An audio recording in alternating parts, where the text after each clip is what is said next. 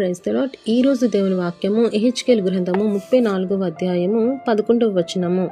ప్రభువైన యెహోవా సెలవిచ్చినదేమనగా, ఇదిగో నేనే నా గొర్రెలను వెదకి వాటిని కనుగొందును.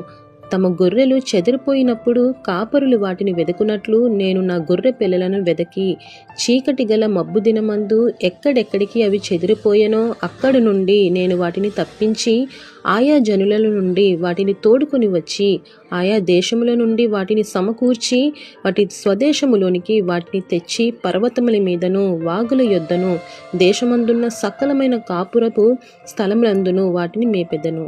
ఆమెన్. హల్లెలూయా. దేవుడిచ్చినటువంటి గొప్ప వాక్యము మనందరి జీవితంలో నెరవేరునుగాక. ఆమెన్.